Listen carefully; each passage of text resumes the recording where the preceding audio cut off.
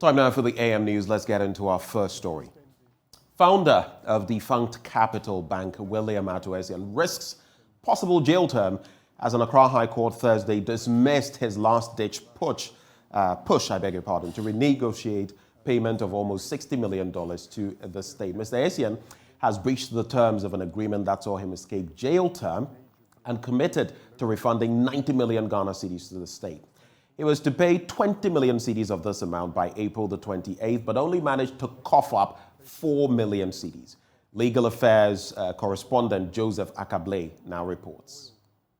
Following the failure to meet the payment terms, the businessman is now required to pay 54 million cedis to the state. His lawyers came to court with a check of 1 million cedi in hand and a plea for them to be given more time. They explained he has simply run into difficulties making payment challenging. The Deputy Attorney General Alfred Tuayebo, however, disagreed. The convict is no longer an accused person. The convict was given every opportunity to be spared custodial sentence. He has spanned such an opportunity, and we think that the section in the Courts Act, Section 35(7), must apply. Even as I told the court, if you look at Section 35(7), the court does not even have the power or the discretion to extend time for such a convict. So we think that the convict has come to the end of the road, and for that matter, he must be sentenced. The court upheld this view as it dismissed the request for the hearing of imposition of custodial sentence to be put on hold. Mr. Yeboah believes the businessman still has an option. If, for example, we expect that come here today, he just might say have the 60 million. He will spare custodial sentence.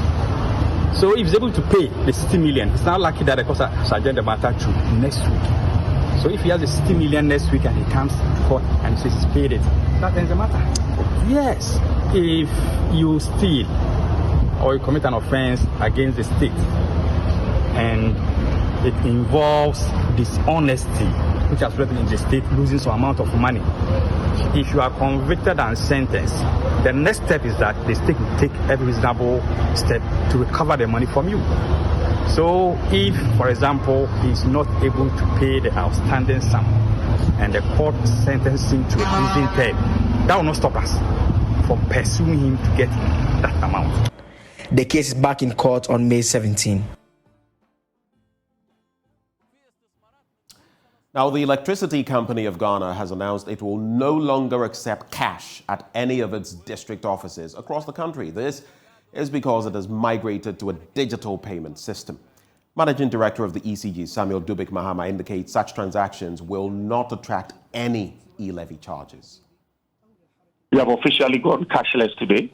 In all our district offices, we are not taking cash anymore. Right. So load up on your mobile money account before you come to the NECG office for any transaction. And also note that services do not attract e-levy, so please, let's calm down. It's not ECG trying to push traffic onto all of that. You can also use your bank card.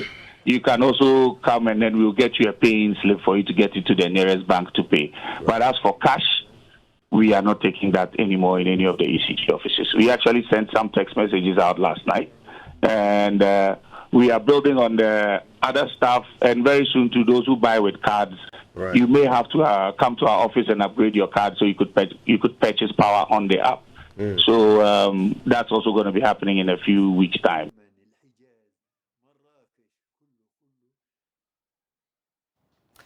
Now, in our next story, the Ministry of Education has emphasized the importance of reading as the only way to achieve what it describes as Ghana beyond colonization. According to Director of Planning and Strategy at the Ministry, Aaron Chum Akwabwa, the habit of reading must be inculcated in citizens early enough. He was speaking during the launch of the Carnival Digital Reading Project by Perby Curbs Library Services, a community-based library resource service provider.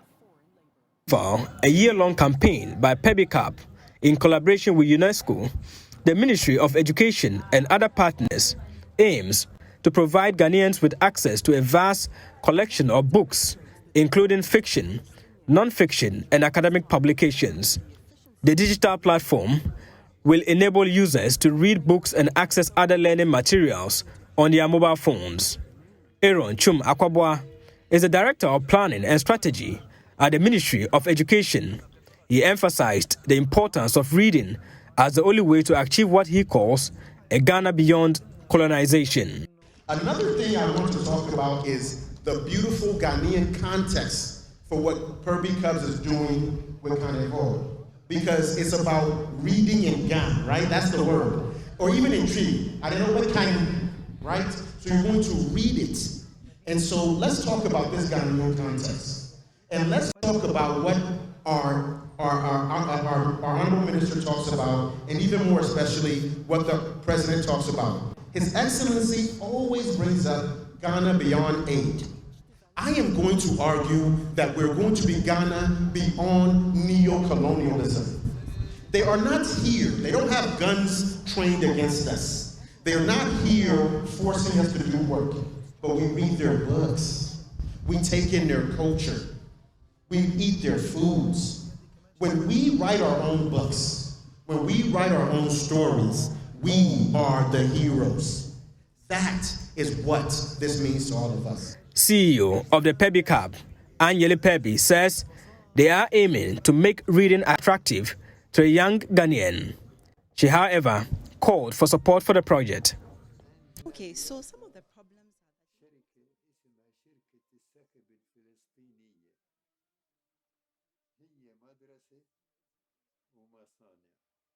our solution to that is let's get a lot of that have a fraction of the cost. The children to read a lot. We apologize for the poor quality of sound there. Now, the Ashanti region continues to grapple with inadequate health infrastructure, despite the completion and stocking of new health facilities. The only tertiary facility in the region, the Komfo Anokye Teaching Hospital, is overburdened and overstretched. The hospital recorded 181 maternal deaths in 2022, the highest in the country. Now, in this report, Ohiming Tewe of our health desk takes a look at the failure to operationalize the Afari Military Hospital, the Sewa Regional Hospital, and others. Inside the hospital road is part of the contract, but from Sewa town or from the major road to this place is supposed to be done by government. We are working very hard to see how best we can get those things done. And then power, electricity. Then we're talking to the energy minister. We're looking for some extra money to be able to do that one. I believe it won't take long. All these client obligations will be executed, and we can come and commission this facility. That is Health Minister Kwaku Agyemang-Manu during a visit to the newly constructed Ashanti Regional Hospital at Sewia in August 2022. 8 months on, the facility is yet to be put into use because government has failed to honor its client-related obligations. The fully equipped hospital at Sewia will be the third biggest health facility in the region, next to Komfo Anokye Teaching Hospital and the yet-to-be completed 500-bed military hospital at Afari. The arrangements to bring in a contractor to do 8 hospitals, including this one, started from President Komfo's time. Sewa has had its own challenges after President Komfo exited. For 25 years, residents of Ashanti region, especially indigents of Sewia, whose lands were taken for the project, had hoped to see the completion of the hospital. Several promises from the government to operationalize the facility remained a mirage. Sewia Jasihine, Nana Safo Echampong speaks for the frustrated residents. Regional hospital na we are Sewia for no. Here a very woman penny ku 4 pencil. Ebepim sabre no. Adi 25 good years. O man penny ku 4 ebeye bi koy. Ewura tames ebeye bi koy. Ewura mama asu beso mu. Ena nana ku fu adu so abeso mu. Hwe de sabre aka ede wo. Se we am ka sen haya ne ayeboa. Haya papa akoye dadwene.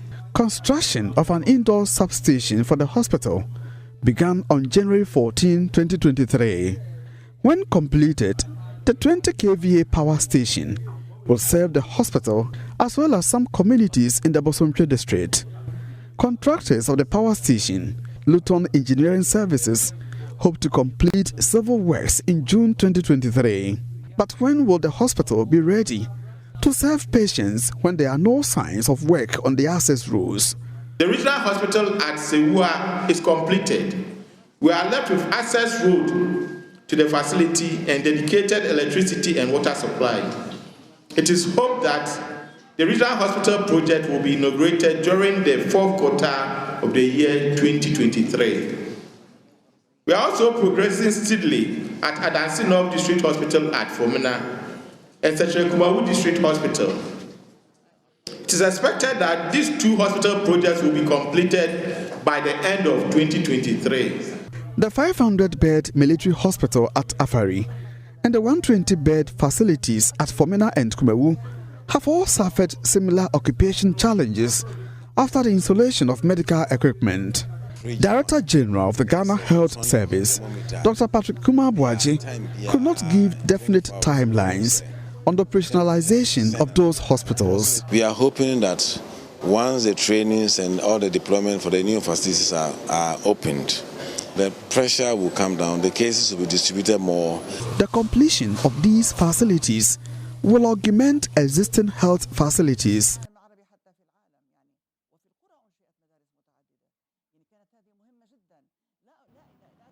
Now, in a tense and dramatic scene, emergency responders and local officials are gathered at the banks of the Volta River, bracing for a potential disaster. But this isn't a real emergency. It's a simulation exercise known as Dawohoso, designed to test the readiness of state agencies in the event of a dam spillage. The exercise, which is part of the Volta River Authority's emergency preparedness plan, took place in communities most at risk in the unlikely event of a spill. Michael Ashali now reports.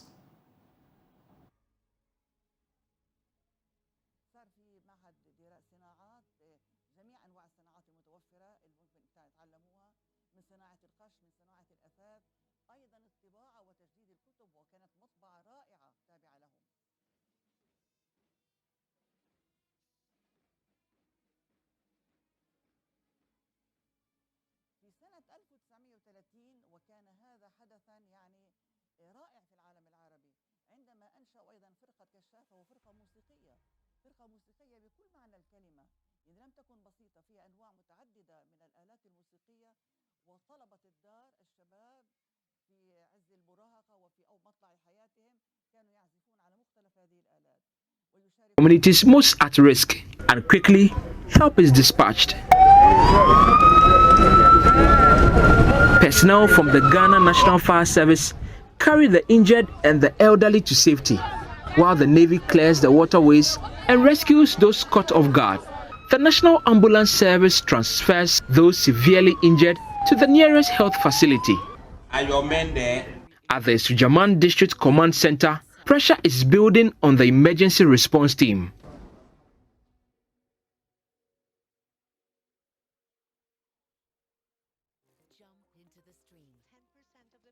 On the ground, Division Officer 1 Joseph Kofi Forsen briefs the various teams on the progress of the evacuation. So we are still sounding the alarm for people who are hiding to know that help has come. So they should all come out so that we can rescue them. That is what we are doing. We have also deployed the Navy boat. It is patrolling on the river to make sure that those who are swimming, I don't know where they are going, they will bring them back to the shore so that we evacuate them. And then again, the NADMO people are also assisting with the evacuation. So a lot of our officers are down there doing search and rescue at this moment. The Akosombo Dam contains millions of gallons of water. In an unlikely event that the dam exceeds its holding capacity, or worst case scenario, the force of the water cracks open the dam, it is expected that the communities downstream will flood and displace more than 300,000 individuals. Lives and properties may be lost. But this isn't a real emergency. It's a simulation exercise known as Dawohoso, designed to test the readiness of state agencies in the event of a dam spillage. The exercise, which is part of the Volta River Authority's emergency preparedness plan, is taking place in communities most at risk in the unlikely event of a spill. The exercise was conducted simultaneously in the Esujaman, Adan and Nofton assemblies. A National Emergency Operations Center was coordinating the situation.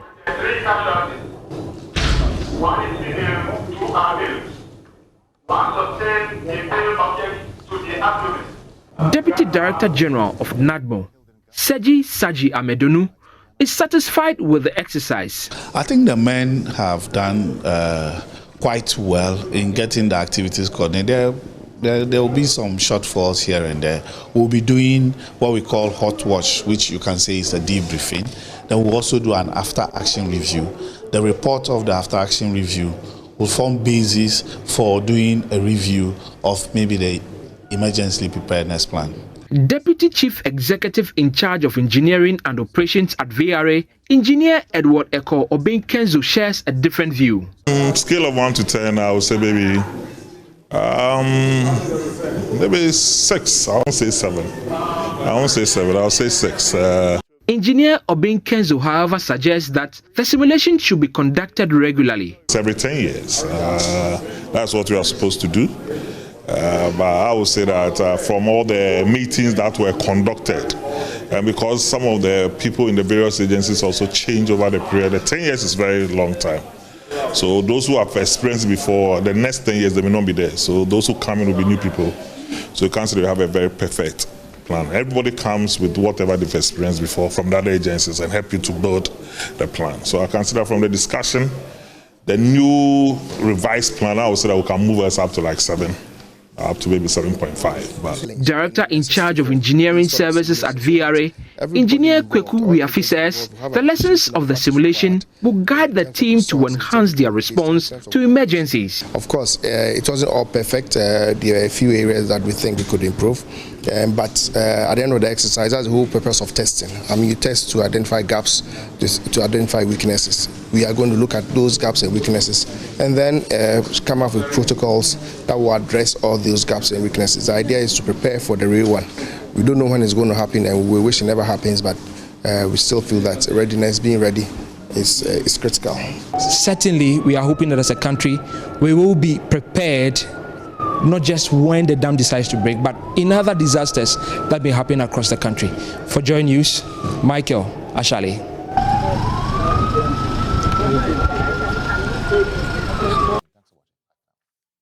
Story, we apologize for the sound challenges we've experienced this morning, but stay with us. Up next, the news review.